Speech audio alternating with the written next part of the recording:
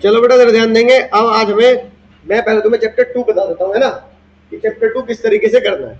तो सबसे पहले किसी भी बिजनेस स्टडीज में किसी भी टॉपिक को समझने के लिए पहले हमें ये समझना पड़ेगा, जब हम उसको डिटेल में पढ़ते हैं तो डिटेल में पढ़ने के बाद जो केस स्टडीज आती है, क्योंकि अब जो न्यू एजुकेशन पॉलिसी है उसके हिसाब से 60% क्या कर दिया है, जो इस बार का नया सिलेबस आया तुम्हारे एग्जाम में, उसके क्या करते हैं 60% केस स्टडी, यानी 80 में से, यानी 100 का मार्क्स की बात करें तो 60 नंबर की केस स्टडी, 80 में से बात करेंगे तो, है ना, तो मोटा मोटी आप कह दो 45-46 मार्क्स की क्या आएगी, केस स्टडी आएगी, बाकी डायरेक्ट क्वेश्चन आएंगे। ठीक है, तो इसको बैलेंस करने के लिए, लेकिन अब सीबीएसई ने क्या कर दिया कि एप्लीकेशन बेस्ड क्वेश्चन ज्यादा कर दिए, एमसीक्यू कर दिए।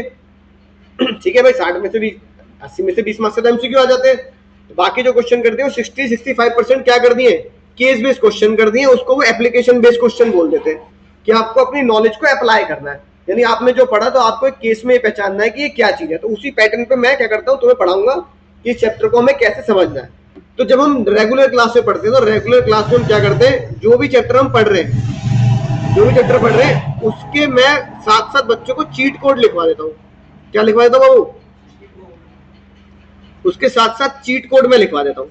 इससे क्या होता है, इसे याद करने से यह हेल्प होती है कि तुम्हें उस केस स्टडी में वो चीजें, वो शब्द मिल जाएंगे जिससे मुझे पता लगेगा कि ये इस बारे में क्वेश्चन पूछ रहा है ना। तो जो मैं तुम्हें भी कराऊंगा ना, जो आज की क्लास का पर्पज यही है कि मुझे उम्मीद है थ्योरी तो तुमने पढ़ रखी होगी, है ना, मुझे केस स्टडी कैसे सॉल्व करनी है मुझे ये जानना जरूरी है ना। अब देखो, जैसे फॉर एग्जाम्पल अगर मैं बात करता हूं कि अगर जैसे ये शब्द आया, तो एग्जाम में क्या होगा, एग्जाम में रिवर्स प्रोसेस होता है। रिवर्स प्रोसेस क्या होता है, जैसे कि ये शब्द तुम्हें क्या करने पड़ेंगे, पहचानने पड़ेंगे, है ना, यानी ये शब्द, ये क्वेश्चन एक्चुअली में ये पूछेगा, समझ रहे बात को। अब तुम समझो, जैसे क्वेश्चन एग्जाम में क्या आएगा, क्वेश्चन एग्जाम में आएगा कि केस स्टडी दे रखी है, ठीक है, केस स्टडी में एक वर्ड लिखा होगा कि जो कंपनी है वो अपने कमिटमेंट को ऑनर कर देती है, यानी अपने कमिटमेंट पे खरा उतरती है। ठीक है, दूसरी केस स्टडी में लिखा होगा रूल्स एंड रेगुलेशन फॉलो किए जाते हैं। तीसरी केस स्टडी में लिखा होगा सिस्टमेटिक वर्क, राइट। तो अगर ये शब्द लिखे कि एक कंपनी अपने ऑनर कमिटमेंट को ऑनर करती है, अपने वादे को निभाती है, तो एग्जामिनर तुमसे ये पूछेगा, सीबीएसई तुमसे पूछेगा कि बताओ ये कौन सा प्रिंसिपल फॉलो किया, तो आंसर क्या होगा, तो हमें आंसर में लिखना पड़ेगा ये डिसिप्लिन हमने फॉलो किया। यानी कि क्वेश्चन ऐसे नहीं है, क्वेश्चन कैसे है, क्वेश्चन ऐसे है, ये आपको एग्जाम में केस स्टडी में मिलेगा, ये इसकी मुझे पहचान करनी है। समझ रहे बात को, क्या समझा रहा हूं मैं। तो आपको ये डेटा, ये जो डेटा है ना, ये एग्जाम में मिलेगा, जो हेडिंग है मुझे वो पहचाननी है। फिर हेडिंग पहचानने के बाद उस हेडिंग को क्या करना है, उस हेडिंग को क्या करना है बाबू, एक्सप्लेन करना। क्या करना है, एक्सप्लेन करना है विद एग्जाम, हाँ, लाइन कोड करके। मोस्टली क्वेश्चन कैसे आते हैं, कोड द लाइन, तो लाइन कोड करके मुझे एग्जाम्पल लिखने। ठीक है, अब जैसे मैं अगली बात करूं, अब एक एक करके पहले इनको देख लेते हैं, फिर इसके बारे में पढ़ लेंगे। अगर लिखा मिला एग्जाम में डिवाइड द वर्क, पहचान लोगे, आसान है, मुश्किल नहीं है। क्या होगा डिवाइड द वर्क, है ना, division of work. Employ specialist, ये थोड़ा बच्चा मुश्किल से पहचानता है। स्पेशलिस्ट किसमें होते हैं हम, डिवीजन ऑफ वर्क में। एफिशिएंसी बढ़ रही है तो क्या होगा, डिवीजन ऑफ वर्क। अब एक केस स्टडी जो बहुत फेमस है, सीयूईटी में भी, पिछली बार के एग्जाम के सीयूईटी में भी एक केस स्टडी आई थी। सर क्या है केस स्टडी, केस स्टडी यह है कि उसमें केस स्टडी में लिखा था अगर 10% डिस्काउंट देना है तो कोई भी सेल्समैन दे देगा, लेकिन अगर 10% से ज्यादा डिस्काउंट देना है तो मैनेजर से पूछना पड़ेगा। बताओ कौन सा प्रिंसिपल फॉलो हुआ। बच्चा परेशान एग्जाम में, या तो तुम्हें दिख रहा है ना सामने, इससे तुम आंसर दे रहे हो, एग्जाम में दिखता थोड़ी है ना। 10% डिस्काउंट देगा कौन, सेल्समैन। तो ये होता है डिसेंट्रलाइजेशन। क्या होता है, डिसेंट्रलाइजेशन। और 10% से ज्यादा डिस्काउंट कौन दे सकता है, मैनेजर। तो ये होता है सेंट्रलाइजेशन। एक कंपनी कैसी होनी चाहिए, सेंट्रलाइज या डिसेंट्रलाइज, नहीं, दोनों होनी चाहिए। क्या होनी चाहिए, दोनों। कुछ डिसीजन जूनियर दे दे, कुछ डिसीजन बड़े दे दे, तो एक कंपनी दोनों सेंट्रलाइज और डिसेंट्रलाइजेशन में बैलेंस होता है। समझ गए, ये चीट कोड हो गया। ठीक है, यूनिटी ऑफ कमांड, एक बॉस होना चाहिए। क्या होना चाहिए, एक बॉस। याद आ गया, unity of command. Unity of direction में आता है one product one plan, one product one plan. जैसे मैं बताता हूँ, ये बताओ ऐसी कौन सी कंपनी है जो कार भी बनाती है, स्कूटी बनाती है? होंडा। होंडा स्कूटी बना रही है और कार भी बना रही है। तो जो स्कूटी का ऐड कर रहे हैं वो कार का ऐड कर देंगे? बताना। जो स्कूटी के टायर है कार में फिट कर दोगे? जो स्कूटी का मैकेनिक है वो कार चला देगा? रिवर्स कर दो, जो कार का ऐड कर रहे हैं उसकी स्कूटी का ऐड कर दोगे? नहीं। तो भले ही कंपनी एक है लेकिन प्रोडक्ट दो है। तो ये होता है यूनिटी ऑफ डायरेक्शन। क्या होता है बाबू? यूनिटी ऑफ डायरेक्शन कहता है अगर एक कंपनी के पास दो या दो से ज्यादा प्रोडक्ट है तो हर प्रोडक्ट का अलग प्लान होना चाहिए। One product one plan, separate product separate plan. Scooty की यूनिट अलग होनी चाहिए, स्कूटी की प्लानिंग अलग होनी चाहिए। भाई स्कूटी का टारगेट रखोगे कि स्कूटी बिक जाए एक साल में 1 लाख, दिवाली के टाइम पे 10,000 स्कूटी बिक जाए, लेकिन कार का टारगेट 1 लाख नहीं कर सकते ना। तो दोनों के टारगेट अलग होते हैं, दोनों का एडवर्टाइजमेंट अलग होता है। कार का एडवर्टाइजमेंट होगा बहुत high class luxury, Honda City 15 lakh, scooty आ रही 50, 60, 70 हजार रुपए, डिस्काउंट ले आओ, ये ले आओ, है कि नहीं बात? तो स्कूटी का ऐड होगा नॉर्मल सा आम आदमी वाला, कार का ऐड होगा लग्जरी वाला। तो दोनों के ऐड को मिक्स नहीं कर सकते, दोनों के पेंट को मिक्स नहीं कर सकते, दोनों की टेक्नोलॉजी को मिक्स नहीं कर सकते। तो इसलिए वन हेड वन प्लान का मतलब होता है सेपरेट प्रोडक्ट सेपरेट प्लान। याद आ गई बात? ठीक है। अगली बात, चाहे आपकी स्कूटी हो चाहे आपका कार हो, डायरेक्शन तो कॉमन ही होनी चाहिए। और वो डायरेक्शन क्या है? कंपनी को क्या करना है? कंपनी को प्रॉफिट दिलाना। ठीक है। अब एक बात देखो, अगली इंपॉर्टेंट बात, अगर क्वेश्चन में लिखा मिल गया इंप्लॉय को टाइम देना है, क्या देना है? टाइम। इसका मतलब क्या है?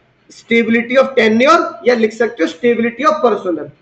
ठीक है। अगली बात, इंप्लॉय को मैंने बोल दिया कि भाई तू चिंता मत कर, गलतियां कर ले 6 महीने, 6 महीने तेरी ट्रेनिंग चलेगी और तुझे कहीं ट्रांसफर नहीं करेंगे। इसका मतलब क्या है? स्टेबिलिटी ऑफ टेन्योर, यानी सामने वाले को अपने काम को साबित करने के लिए क्या देना? टाइम देना। समझ में आ गई बात? अगर एग्जाम में अगर केस स्टडी में लिखा है कि एम्प्लॉय की सजेशन लो, एम्प्लॉय की एडवाइस लो, तो क्या होगा? एम्प्लॉय की सजेशन, एम्प्लॉय की एडवाइस क्या होगी? अम्मा भी अंगद भाई देख लेना नहीं, रिचार्ज नहीं, फोन मिलाने के। अम्मा भी पढ़ा रहा हूं मैं। ठीक है। तो क्या होगा? इनिशिएटिव। क्या लिखना है आंसर? इनिशिएटिव। अब देखो इक्विटी के कितने सारे चीट कोड हो सकते हैं। ठीक है। मेल फीमेल में क्या नहीं करना? डिफरेंट नहीं करना। एक को प्रमोशन दे दिया दूसरे को नहीं दिया, इक्विटी फॉलो नहीं हो रही। अलग अलग सैलरी दे रहे हो, इक्विटी फॉलो नहीं हो रही।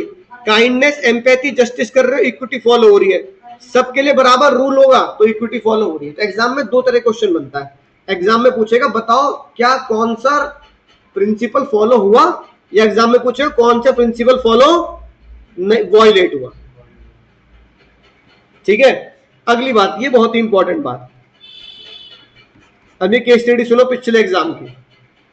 केस स्टडी लंबी चौड़ी होती है, उसमें हमें पहचानना होता है। उसमें लिखा था, हिंदी में समझा रहा हूं, एक एम्प्लॉय ने एक कॉन्ट्रैक्ट मार्केट में देने की बजाय अपने भाई को दे दिया। भाई ये लिखा है, मतलब कौन सा प्रिंसिपल वॉयलेट किया है ना? बच्चा पहचानता नहीं है। एक कॉन्ट्रैक्ट अपने को देकर अपने भाई को दे दिया, इसका मतलब क्या है?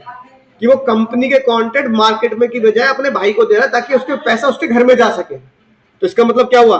उसने कंपनी का इंटरेस्ट तो नीचे रखा है ना, और अपना इंटरेस्ट ऊपर रखा।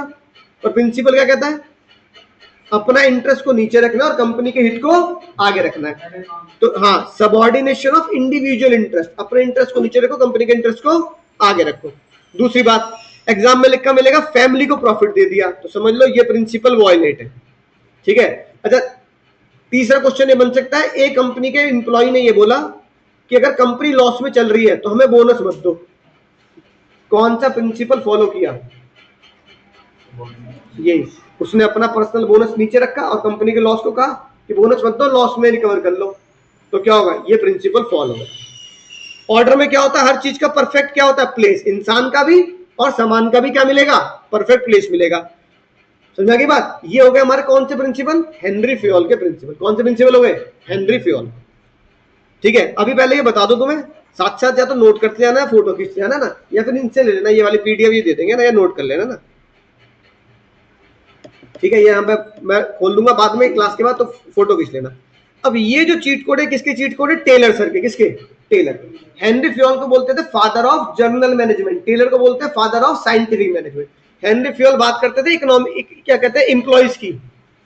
ठीक है। टेलर सर किसकी बात करते थे? टेलर सर बात करते थे फ्लोर एम्प्लॉय की। फ्लोर मतलब जो लेबर काम करती है फैक्ट्री की। यानी हेनरी फ्योल जाते थे ऑफिस में, टेलर जाते थे फैक्ट्री में। तो टेलर के प्रिंसिपल और टेक्निक पढ़ोगे तो वो फैक्ट्री में काम करते हैं। कहाँ काम करते हैं? और हेनरी फ्योल के प्रिंसिपल पढ़ोगे तो वो ऑफिस में जाते हैं। कहाँ जाते हैं? ऑफिस में। तो टेलर सर के जब भी हम चीजें पढ़ेंगे तो दिमाग में क्या रखना है कि एक फैक्ट्री चल रही है। और प्रिंसिपल सर जब हेनरी फ्योल के प्रिंसिपल पढ़ते हो दिमाग में क्या रखना होता है, हम एक ऑफिस में एसी चल रहा होगा, व्हाइट व्हाइट कपड़े पहन के लोग बैठे होंगे बढ़िया, है ना। और टेलर सर कहते हैं व्हाइट व्हाइट कपड़े नहीं, काले नीले पीले कपड़े पहन लोगे, लेबर काम कर रहे होगे, एसी तो छोड़ो पंखा भी नहीं होगा वहां। तो जब टेलर सर पहुंचे फैक्ट्री के अंदर तो उन्होंने बहुत सारे झगड़े देखे। क्या देखे बाबू? बहुत सारे झगड़े देखे। तो उन्होंने क्या किया, उन्होंने सबसे पहले 4 प्रिंसिपल बनाए। क्या बनाए?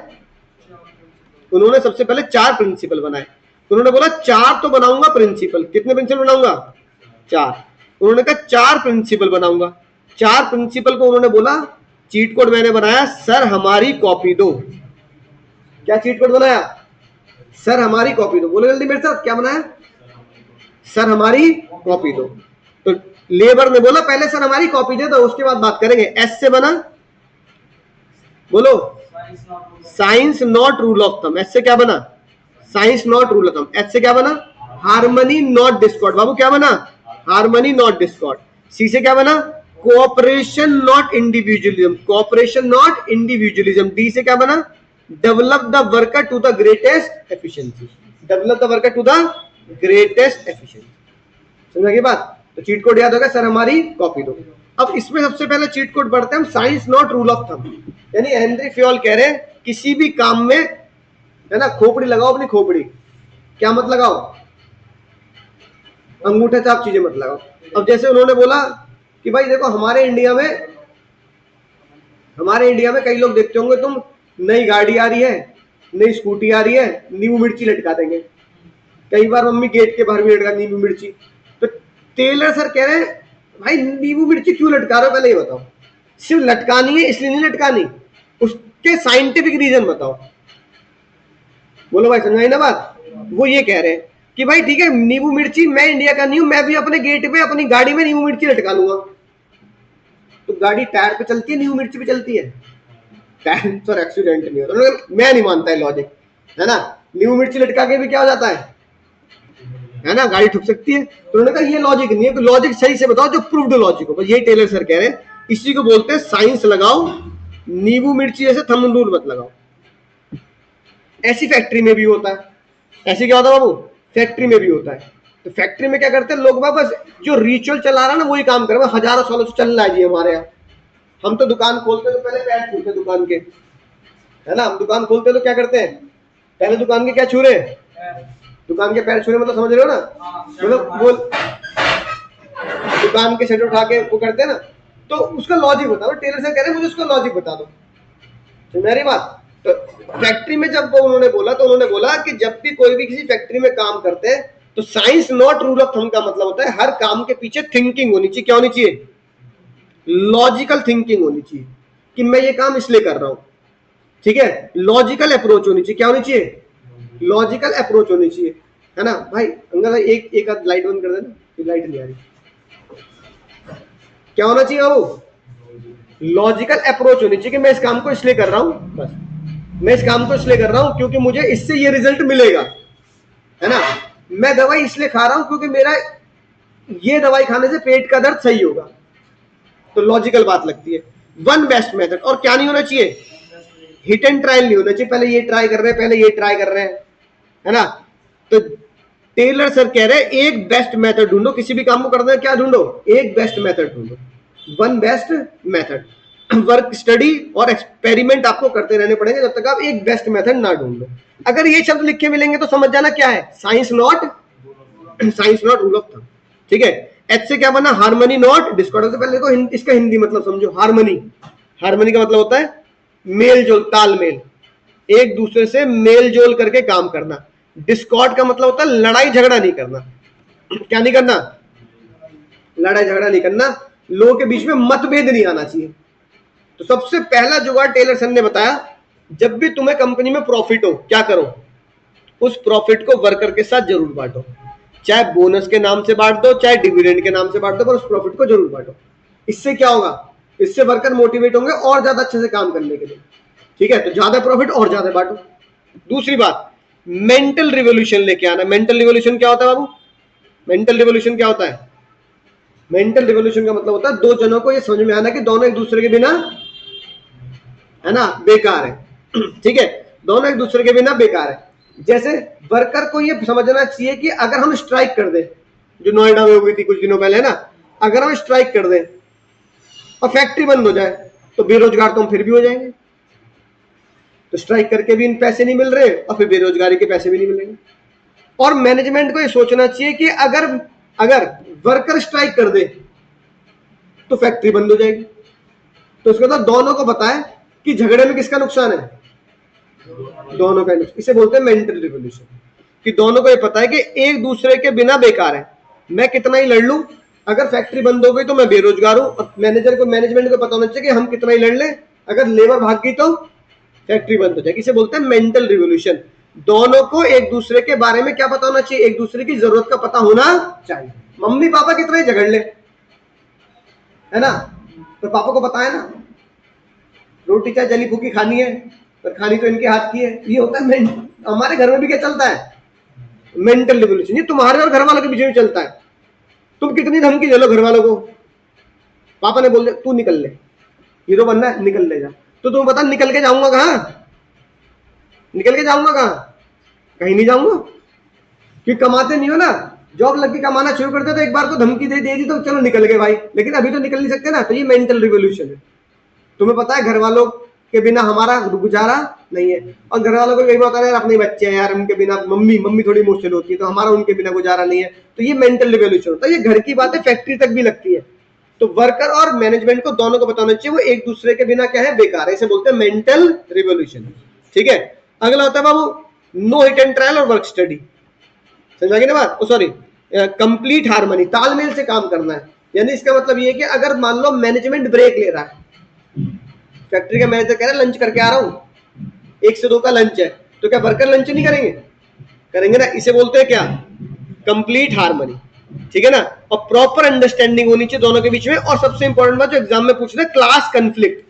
क्लास कंफ्लिक्ट का मतलब होता है लेबर को ये बताना कि तू लेबर है और मैं बॉस हूं। अगर तुम ये क्लास कंफ्लिक्ट ज्यादा बड़ा कर दोगे तो तुम्हारी कंपनी में हार्मनी नॉट डिस्कॉर्ड कभी भी नहीं होगा। कभी भी हार्मनी नहीं हो सकती, लड़ाई झगड़ा ही रहेगा। वर्कर कभी भी मन से ईमानदारी से काम नहीं करेंगे, क्योंकि तुमने उनके मन में क्या डाला है? गरीबी का, हाँ, तुमने उनके मन में गरीबी का वो डाला है, क्या कहते हैं, टैग उनके अंदर कि मैं बॉस हूं, मेरी फैक्ट्री, तुम गरीब हो, तुम लेबर हो। तो उन्होंने कहा इसको कम करो। इसको कम कैसे कर सकते हैं? कि बीच में लेबर के साथ घूम लिए मतलब कि फैक्ट्री में राउंड मार लिया, तो लेबर को लगेगा यार हम भी घर में काम करते, सर भी आ जाता है कभी भी। ठीक है, तो कभी कभार लेबर वाला काम साथ में हाथ बटा दिया कि इसको ऐसे कर ले भाई, मैंने भी किया है काम, है ना, पहले मैं भी लेबर था एक टाइम पे, मैंने भी जीरो से सीखा है। तो ऐसा मोटिवेशन देने, उन्हें लगे कि यार जो हम काम कर रहे हैं, हम हमारे जो बॉस है वो काम वो कर चुका है। जैसे टीचर कहता ना बेटा, टीचर भी कभी स्टूडेंट था, क्योंकि सास भी कभी बहू थी, ससुर भी कभी दामाद था, फिर टीचर भी कभी, वही वाली बात। तो वो मैनेजर कहता बेटा मैनेजर भी कभी क्या था? मैनेजर भी कभी लेबर ही थी। तो लेबर को लगेगा कि जो हम काम कर रहे हैं हमारे सर पहले कर चुके। इससे क्लास कंफ्लिक्ट कम होगा। इससे लेबर के दिमाग में क्या आएगा कि एक टाइम, आज जो मैनेजर है एक जमाने में वो लेबर था, तो तुम्हें लगेगा कि यार मेरे जैसे लोग हैं। तो लेबर के और तुम्हारे बीच में क्या होती है? हार्मनी होती है। हार्मनी मतलब तालमेल अच्छा होता है। तालमेल अच्छा होता है तो आसानी से काम भी किया जा सकता है। बोलो, समझ आ गई बात? बोलो भाई। फिर आता है टेलर सर के क्या? टेलर सर की फिर क्या आती है? टेक्निक आती है। वो क्या आती है? टेक्निक का चीट कोड ये बता देगा। ठीक है, टेक्निक का चीट कोड धोनी वाला मैंने कुछ बनाया था ना, MS धोनी FM पर सिखाते हैं फ्री टेक्निक। ठीक है, याद कर लेना, चीट कोड हो जाएगा। सबसे पहली टेक्निक जो हम यहाँ पे देखते हैं, सबसे पहली टेक्निक आती है स्टैंडर्डाइजेशन और सिंप्लीफिकेशन। सुनना ध्यान से, स्टैंडर्डाइजेशन और सिंप्लीफिकेशन की बात करते हैं। मैकडी का बर्गर खाया पहली बार जिंदगी में? कब खाया था? 5-6 साल हो गए ना खाया हुआ पहली बार जिंदगी में। मैंने मैकडी का पहली बार जिंदगी में बर्गर खाया था 2001 में। ठीक है, जब मैकडी गाजियाबाद में पहला खुला था सिल्वर सिटी में, ऑपुलेंट मॉल है ना उससे आगे, वहाँ RDC जब जंगल था, है ना। और आज अगर मैं 25-30 साल बाद मैकडी का बर्गर खा रहा हूँ तो स्वाद क्या है? सेम है। लेकिन खा तो रहे हैं फिर भी। तो लोगों के दिमाग में एक पहले भ्रम था, भ्रम मतलब लोगों के दिमाग में एक पहले मिसकंसेप्शन था कि सेम चीज को रिपीट करने से बोर हो जाते हैं लोग। ऐसा नहीं हुआ, मैकडी ने क्या ऐसा हुआ ही नहीं कई साल से, इंडिया में देख लो, ठीक है। मैकडी ने बोला जिसे तुम बोलते हो बोर हो जाना, उसे हम बोलते हैं बेंचमार्क। क्या बोलते हैं? बेंचमार्क, यानी स्टैंडर्ड। टिक्की से लेकर चटनी तक का स्टैंडर्ड है, टेस्ट सेम है, उतना ही नमक डलेगा, उतना ही मसाले डलेंगे, उतनी देर टिक्की सीखेगी। टिक्की भी टेम्परेचर वाले उसमें सेकते हो, हमारी मम्मी की तरह नहीं ये ज्यादा हो गई कम हो गई कच्ची रह गई, ऐसा कुछ नहीं हो। कढ़ाई नहीं चढ़ती वहां क्या होता है? इलेक्ट्रॉनिक टेम्परेचर होता है, समझ गया ना बात? तो टिक्की भी एक प्रॉपर स्टैंडर्ड से सीखेगी और ऐसे बन के आएगी, टेस्ट सेम रहेगा। लेकिन मैकडी ने ये देखा कि 25 साल में भी 30 साल में भी इंडिया में बिजनेस बढ़ रहा है, घट नहीं रहा। लोग बोर तो नहीं हो रहे, जो बोर हो रहे हैं वो एक कुछ महीने खाना बंद कर देंगे लेकिन फिर खा लेंगे। बहुत दिन हो गए मैकडी का बर्गर नहीं खाया, चलो खा लेते हैं, है कि नहीं बात? इसे बोलते हैं स्टैंडर्डाइजेशन। क्या बोलते हैं? हर चीज का बेंचमार्क, हर चीज का एक सेट लेवल। और सिंप्लीफिकेशन का मतलब होता है कि एक हलवाई ने क्या किया, एक हलवाई ने सारी मिठाइयां बनानी बंद कर दी, समोसे के साथ ब्रेड पकौड़े के साथ बहुत सारी चीजें मटरी वटरी बनाता था, उनने सिर्फ समोसे बनाने शुरू कर दिए। तो उसने देखा मिठाइयों से ज्यादा रेवेन्यू समोसे से आ रहा है। ऐसा क्यों? लोगों ने समझ लिया कि वो समोसे में क्या है, समोसे में क्या है, स्पेशलिस्ट है, क्योंकि वो और कुछ बनाता नहीं है। इसे बोलते हैं सिंप्लीफिकेशन। सिंप्लीफिकेशन का मतलब होता है एक्स्ट्रा चीजों को खत्म करना, लिमिटेड प्रोडक्ट बनाना। एक्स्ट्रा चीजों को खत्म करना और लिमिटेड प्रोडक्ट बनाना, इसे हम क्या बोलते हैं? सिंप्लीफिकेशन। याद रहेगी बात? अगला होता है डिफरेंट पीस बेस्ड सिस्टम, ठीक है। इसमें पहले टेलर सर ने बोला पहले तो स्टैंडर्ड टाइम बनाओ। क्या बनाओ? Standard time. दो टेक्निक बताइए, एक तो स्टैंडर्ड टाइम, ठीक है। स्टैंडर्ड टाइम क्या था? तुम्हारे एग्जाम का टाइम कितना है? 3 घंटे, 2 घंटे, है ना? मतलब बोर्ड में कितना होगा? तो 3 क्या है? Standard time. यानी कि लोगों को ये लगता है कि एग्जाम 3 घंटे का होना चाहिए, 4 घंटे का भी नहीं होना चाहिए, 2 घंटे का भी नहीं होना चाहिए। कितने घंटे का होना चाहिए? 3 घंटे का। ऐसी हर फैक्ट्री में क्या होना चाहिए? स्टैंडर्ड टाइम होना चाहिए। क्या होना चाहिए? Standard time. जैसे कि एक स्टैंडर्ड टाइम सेट कर देना आसानी समझने के लिए, अगर मुझे 1 यूनिट बनानी है तो 1 घंटे में 1 यूनिट बनके तैयार हो जाती है, ये नॉर्मली पाया जाता है। स्टैंडर्ड टाइम हो गया। इसका मतलब अगर तुम 1 यूनिट को 1 घंटे की जगह 40-50 मिनट में बना रहे हो तो तुम स्टैंडर्ड टाइम से बढ़िया चल रहे हो। और अगर तुम 1 घंटे में की जगह तुम उसमें 1.5 घंटा 1.25 घंटा ले रहे हो तो तुम समय व्यर्थ, तुम क्या कर रहे हो? टाइम वेस्ट कर रहे हो। अब इससे बचने के लिए टेलर सर ने क्या बोला? स्टैंडर्ड टाइम के साथ जोड़ दो डिफरेंस पीसवेज सिस्टम। क्या जोड़ दो? डिफरेंट पीसवेज सिस्टम जोड़ दो, स्टैंडर्ड टाइम के साथ जोड़ दो। समझ आ रही है बात? क्या जोड़ दो? स्टैंडर्ड टाइम के साथ। उन्होंने पता क्या बोला? उन्होंने बोला भाई 2 वर्कर है, एक है छोटा भीम, एक है कालिया। कालिया ये वाला गाना है ना, बच्चों ने सुना होगा तुमने। अब कालिया थोड़ा खा पी के मस्त रहता, थोड़ा आलसी है। छोटा भीम लड्डू खा के थोड़ा सा जोश में आ जाता है, ठीक है। तो छोटा भीम को क्या देखा? छोटा भीम को कहा कि भाई 1 घंटे में 1 यूनिट बननी चाहिए। छोटा भीम ने कहा कितनी देर फैक्ट्री में काम करना है? उसने फैक्ट्री वालों ने बोला 8 घंटे फैक्ट्री चलेगी। छोटा भीम ने कहा चलो चिंता मत करो शाम को मिलेंगे। छोटा भीम 8 घंटे में 10 यूनिट बना गया। लोग तालियां बजा रहे हैं वहां, कह रहे हैं क्या बात है, क्या बात है। फिर कालिया आया रेंगता हुआ, है ना। कालिया से बोला भाई तूने कितनी यूनिट बनाई? कालिया कह रहा 8 घंटे में 7 यूनिट बनाई, है ना। लोग घूर रहे हैं उसे, अबे कम से कम 8 तो बना लेता, 8 तो कोई भी बना लेता है ना, नॉर्मल सीखने के बाद भी। अब छोटा भीम कह रहा है, छोटे भीम को एक बात बहुत बुरी लगी। छोटे भीम ने बोला 8 यूनिट बनाई, 1 यूनिट के 100 रुपए मिलते। कितने रुपए मिलते? 100 रुपए। छोटा भीम को दे दिए कितने रुपए? 1000 रुपए। कालिया को दे दिए कितने रुपए?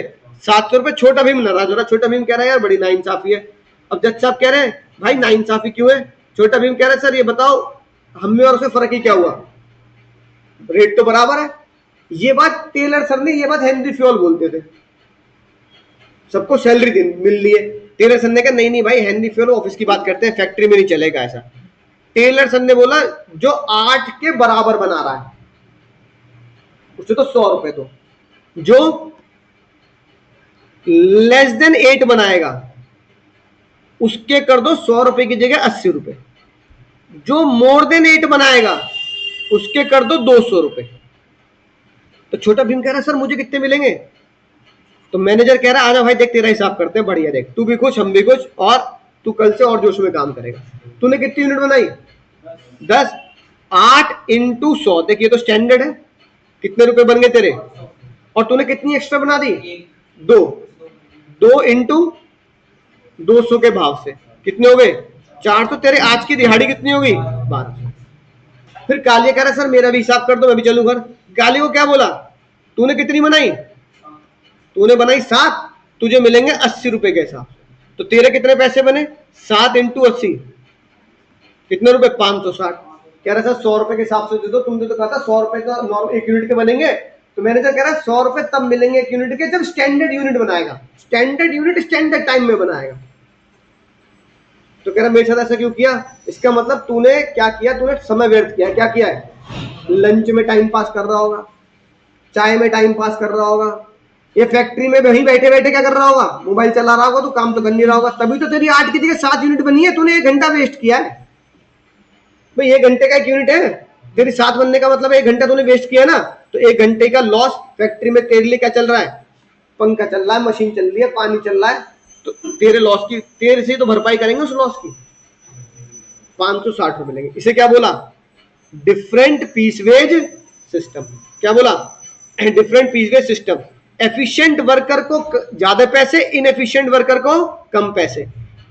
इफेक्टिव प्लान बनाना, प्रोडक्शन का प्लान बनाना, अच्छे वर्कर को ज्यादा वेजेस, कम दूसरे निकम्मे वर्कर को कम वेजेस। ठीक है, इससे फायदा क्या होता है, इससे फायदा ये होता है इनएफिशिएंट वर्कर भी क्या बन जाता है, इनएफिशिएंट वर्कर भी एफिशिएंट बन जाता है। अगली बार कालिया क्या करेगा, कालिया क्या यार क्यों नुकसान करना, 560 रुपए का मतलब होगा 600, 700, 800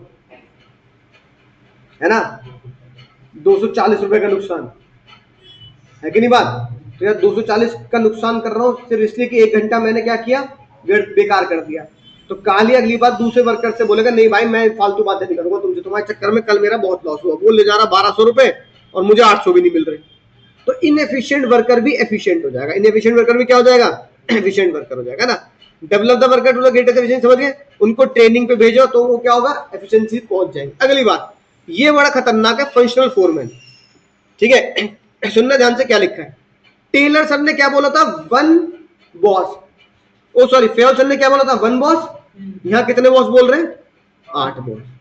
गलत है कि नहीं है, गलत नहीं है जबरदस्ती गलत है, गलत नहीं है। टेलर सर कह रहे हैं भाई फेवल भैया ने बोल दिया था 1 बॉस होना चाहिए, यूनिटी ऑफ कमांड। मैं कह रहा हूं 8 बॉस होने चाहिए। अरे वो बात करते हैं किसकी, ऑफिस की, मैं बात करता हूं फैक्ट्री की। ठीक है, तो कई बार सीयूईटी में या एग्जाम में क्वेश्चन आ जाता है right the exception of unity of command. क्या लिखोगे, बोलो नलायको, क्या लिखोगे, functional foreman is the exception of unity of command. क्यों, यूनिटी ऑफ कमांड कितने बॉस कहता है और फंक्शनल फोरमैन कितने कह रहा है, 8, तो एक्सेप्शन नहीं हो गया, तो ये हो गया एक्सेप्शन। दूसरा सवाल ये आता है, दूसरा सवाल, विच प्रिंसिपल और या which technique of Taylor is extension of Henri Fayol. Extension of Fayol बोलो। तो देखो फंक्शनल फोरमैन कितने बॉस कह रहा है, कितने बॉस कह रहा है, 8 लोगों में काम बांटो, तो इसी को क्या बोलते हैं, फेयोल सर ने इसी को क्या बोला, डिवीजन ऑफ, क्या बोला बाबू, डिवीजन ऑफ वर्क। क्या बोला, डिवीजन ऑफ वर्क। तो डिवीजन ऑफ वर्क का मतलब क्या, काम को बांटो। तो टेलर सर कह रहे हैं 8 लोगों में काम बांट देना, तभी तो 8 बॉस है। एक वर्कर के ऊपर 8 लोगों को खड़ा कर दिया, अब वो 8 लोग कौन है, अभी चीट कोड बताऊंगा उसका। वो 8 लोग कौन है, 4 आते हैं प्लानिंग के अंदर, किसके अंदर आते हैं, 4 प्लानिंग के अंदर आते हैं और 4 प्रोडक्शन के अंदर आते हैं। ठीक है, उनके 4 कौन कौन से, रूट क्लर्क रूट बताता है, इंस्ट्रक्शन क्लर्क इशू करता है इंस्ट्रक्शंस कि ऐसे ऐसे काम करना है, टाइम क्लर्क स्टैंडर्ड टाइम बताता है कि इतने काम में टाइम हो जाना, इतने टाइम पे काम हो जाना चाहिए, कॉस्ट वाला ये बताता है भाई इससे ज्यादा रॉ मटेरियल लेगा तो क्या होगा, अलाउ नहीं किया जाएगा, इतने रॉ मटेरियल में काम हो जाता है, वेस्टेज मत करो। ये नहीं कि मम्मी चाय बना रहे हो कह रहे हो दूध डाले चले जाओगे, चीनी बढ़ दोगे, ऐसा नहीं होगा। ठीक है ना, डिसिप्लिन वाला डिसिप्लिन बताता है कि भाई बातचीत नहीं करनी, टाइम वेस्ट नहीं करना। स्पीड बॉस ये बताता है भाई इतने धीमे धीमे काम करेगा ना तो स्टैंडर्ड टाइम पूरा नहीं हो पाएगा, 8 यूनिट की जगह 6 बना पाएगा। तो स्पीड बॉस पीछे करता रहता है, चिल्लाता रहता है काम करो, तेजी से करो, तेजी से करो, ठीक है ना। और मेंटेनेंस बॉस जो होता है वो टूल्स रेडी करता है, कहता है जब भी कोई दिक्कत होगी मुझे बुलाना, मैं झटपट आके क्या कर दूंगा, रिपेयर कर दूंगा, तुम्हारा रिपेयर बॉस। और इंस्पेक्टर क्वालिटी चेक करता है कि जब आउटपुट निकल के आ रहा है तो उसकी क्वालिटी कैसी है, आउटपुट निकल के आ रहा है तो उसकी क्वालिटी कैसी है। मान लो ईंटों का भट्टा, तो ईंटें टेढ़ी मेढ़ी थोड़ी बनाते हो भाई, ईंटें एकदम एक साथ होनी चाहिए। तो कह रहा यार ईंटें टेढ़ी मेढ़ी क्यों कर रहे हो भाई, क्या कर रहे हो, कोई फिर कोई खरीदेगा नहीं। तो वो क्वालिटी चेक करता है, ठीक है, आसानी से टूटे नहीं, है ना, और प्रॉपर शेप में हो। तो ये 8 बॉस हेनरी फ्योल ने बताया फंक्शनल फोरमैन के अंदर। अगला बिल्कुल सिंपल है, मेथड स्टडी कहता है वन बेस्ट मेथड, है ना। जैसे मैंने बताया दुनिया का वन बेस्ट मेथड है कौन कौन, फोर्ड कंपनी की असेंबली लाइन। अब बच्चे कहते हैं सर फोर्ड कंपनी की असेंबली लाइन क्या होती है। असेंबली लाइन का मतलब होता है जब भी कोई कंपनी कार बनाती है, क्या बनाती है, कार बनाती है, तो पहले बताओ कार के टायर लगा दूं या पहले कार पे पेंट करूं, है ना, ये सोचने वाली बात है ना। पहले सीट फिक्स कर दूं या पहले स्टीरियो लगाऊं, या पहले इंजन लगाऊं फिर टायर लगाऊं, या पहले टायर लगाऊं या पेंट करूं, समझ गए। इसे बोलते हैं असेंबली लाइन, क्या बोलते हैं। तो फोर्ड ने अपने यहां एक बेस्ट मेथड बनाया, फोर्ड ने दुनिया की बेस्ट असेंबली लाइन दी, क्या दी, दुनिया की बेस्ट असेंबली लाइन दी। तो फोर्ड ने जब दुनिया की बेस्ट असेंबली लाइन दी तो आज तक उस असेंबली लाइन को कोई बीट नहीं कर पाया, आज तक उस असेंबली लाइन को। तो फोर्ड ने अगर बोल दिया, इसे बोलते हैं वन बेस्ट मेथड, क्या बोलते हैं, इसी को बोलते हैं मेथड स्टडी, क्या बोलते हैं। फोर्ड ने अगर बोल दिया पहले टायर लगेंगे फिर इंजन लगेगा, है ना, तो बना के देख लेना, पहले क्या लगेंगे, पहले टायर ही लगेंगे, दूसरा वो बनाओगे ना स्टेप्स, तो गाड़ी लेट बनेगी। तो नहीं बात। अगली बात, मोशन स्टडी क्या होती है। मोशन स्टडी होती है क्या, बोलो भाई, कौन कितनी देर में उठ उठ के जा रहा है, उसे डिलीट मार दो। और लेकिन कोई नहीं, कोई कह रहा है भैया मुझे भूख, मेरे पेट में दर्द हो रहा है, डॉक्टर के जाना, तो उसे पकड़ लोगे, यही बैठेगा 8 शाम को जाएगा, तो वही लेट जाएगा। तो टेलर कह रहे भाई अनप्रोडक्टिव मूवमेंट काटने। अनप्रोडक्टिव मूवमेंट क्या होते हैं, जैसे बार बार मोबाइल चेक कर रहे हो, तो कई कंपनी क्या करती है, मोबाइल ले लेते हैं, बाद जब ऑफिस से बाहर जाओगे तब मिलेगा, मोबाइल वो कर लेते हैं, वो सबमिट कर लेते हैं, रूल है काफी कंपनी का। लेबर का भी कर लेते हैं फैक्ट्री में, ठीक है, राइट। बार बार पानी पीने जा रहा है तो पानी ना पियो, तो कंपनी वाले क्या करेंगे, भाई एक काम करते हैं, बोतल हम लाते हैं, कंपनी वाले क्या करेंगे, 2-2 लीटर की बोतल ले आएंगे और कहाँ रख देंगे, टेबल पे रख देंगे। अब मत जाइयो बाहर, क्या पानी पीने जाऊं गोपाल वाले के, अब तो लौट के कितनी देर में आएगा। तो नहीं बात, अननेसेसरी मूवमेंट काटे, नेसेसरी मूवमेंट नहीं काटने, कौन से काटने, अननेसेसरी। अगली बात टाइम स्टडी, टाइम स्टडी बता दिया ना। टाइम स्टडी मतलब हर चीज का क्या बताओ, स्टैंडर्ड टाइम होना चाहिए। और फैटिग स्टडी, कई बार लोग क्या हो जाते हैं, काम करते करते बोर हो जाते हैं, तो हमें ये चेक करना है फैटिग स्टडी में कि क्या मुझे इंटरवल देने नहीं देने, इंटरवल देने हैं, कितने टाइम बाद देने हैं। अब ये तो है नहीं कि ऑफिस शुरू हुआ 10 बजे, 10:30 बजे चाय चाहिए मुझे, तो क्या 10 बजे ऑफिस शुरू हुआ तो 10:30 बजे ब्रेक दे दोगे, बोलो बात कर रही हो दोनों, सुन मेरी बात। 10 बजे ऑफिस शुरू हुआ तो क्या 10:30 बजे चाय दे दोगे, नहीं, ये कोई ब्रेक होने का टाइम थोड़ी है, मैं चाय नाश्ता तो घर से करके आया ना। तो उन्होंने बोला कितने टाइम बाद देना है, तो उन्होंने बोला चलो अगर पहला ब्रेक चाहिए ना हमारी लेबर को तो 12 बजे, तो कम से कम 2 घंटे तो काम कर ले, तो 2 घंटे बाद देना है। दूसरी बात, 2 घंटे बाद जब ब्रेक देना है तो उसका समय कितना है, आधा घंटा थोड़ी दे दोगे, चाय तो पीनी है भाई, कितना समय, तो उन्होंने कहा भाई 10 मिनट, और उसमें भी चाय वहीं आ जाएगी फैक्ट्री में, ठेले पे नहीं जाना, चाय के खोखे पे नहीं जाना, तो मैं भाई चाय पीऊंगा पांडे जी के पास जाके, पांडे जी शुक्ला जी के पास जाना चाय पीने, कहाँ जाना है, यहीं आएगी चाय, चाय लेने को खुद आएगा ये लो केतली लेके, 5 मिनट लगाओ आराम से चाय पीने में, कोई दिक्कत नहीं है, ठीक है। अगली बात, अगला ब्रेक कब देना है, मान लो 1:30 बजे देना है, लंच ब्रेक, तो एक तो ये सेट करना है कि अब कितनी देर बाद देना है, 12 बजे तो चाय पी ली, तो 1:30 बजे क्या दे देना, ब्रेक। ब्रेक कितनी देर का देना है, लंच ब्रेक आधे घंटे का, 45 मिनट का, फैक्ट्री फैक्ट्री डिपेंड करता है। और फिर एक चीज डिसाइड करनी है कि टाइम के साथ, फ्रीक्वेंसी के साथ कितने ब्रेक देने हैं, क्या तुम्हारे यहाँ फैक्ट्री में ऐसा काम होता है कि लेबर को शाम का भी ब्रेक चाहिए, है ना? चाहिए तो दे दो भाई, वो फैक्ट्री टू फैक्ट्री डिपेंड करता है। इसे बोलते हैं क्या? रेस्ट इंटरवल की फ्रीक्वेंसी। क्या बोलते हैं बाबू? रेस्ट इंटरवल की फ्रीक्वेंसी। नहीं बात ठीक है ना? अब देखो ये जो मैंने चीट कोड लिखवा दिए, अब इससे चीट कोड से तुम्हारे लगभग 100%, 99.99% केस स्टडी सॉल्व हो जाएगी। एक आध बहुत कम होगा कि तुम्हें ऐसा लगे कि सर ये मिला नहीं, उसको हम साथ में लिख देंगे, है ना? अब जब हम सॉल्व करते हैं केस स्टडी, जब हम केस स्टडी सॉल्व करेंगे तो सबसे पहला भ्रम तुम्हें यह दूर करना है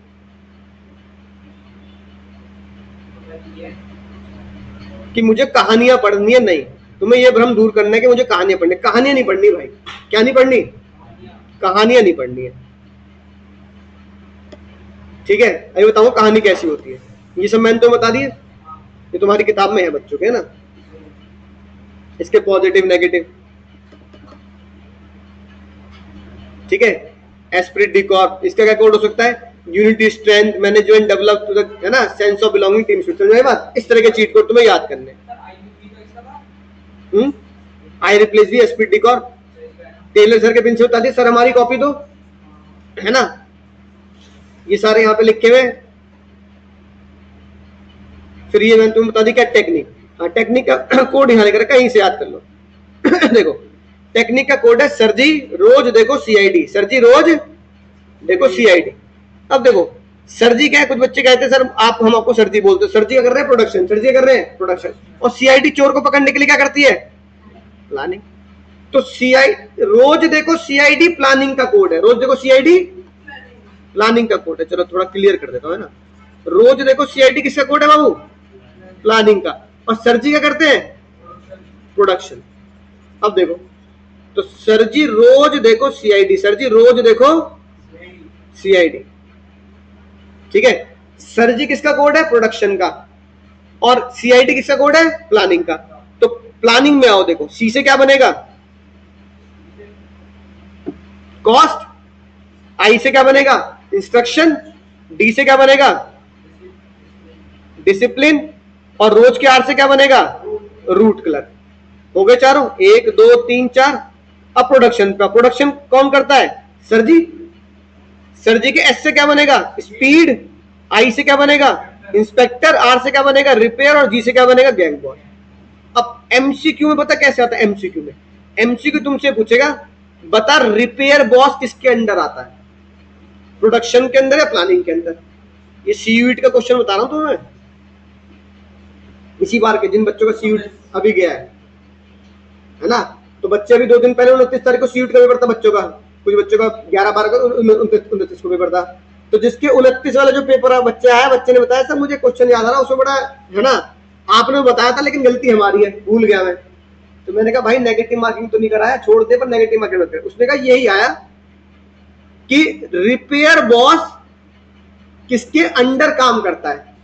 फैक्ट्री मैनेजर के अंदर, प्रोडक्शन इंचार्ज के अंदर, प्लानिंग इंचार्ज के अंदर, या नन ऑफ द अबव? किसके अंदर? प्रोडक्शन। बच्चा ये भूल जाता है, बच्चा ये भूल जाता है, ठीक है? अब फैक्ट्री के अंदर तो दोनों आते हैं ना, फैक्ट्री मैनेजर के अंदर तो दोनों आ रहे हैं, प्लानिंग के अंदर ये 4 आते हैं, प्रोडक्शन के अंदर ये 4 आते हैं। ये तो याद रखोगे। तो ये इस तरह के सीयूईटी के और बोर्ड के एमसीक्यू बनते हैं, ठीक है ना?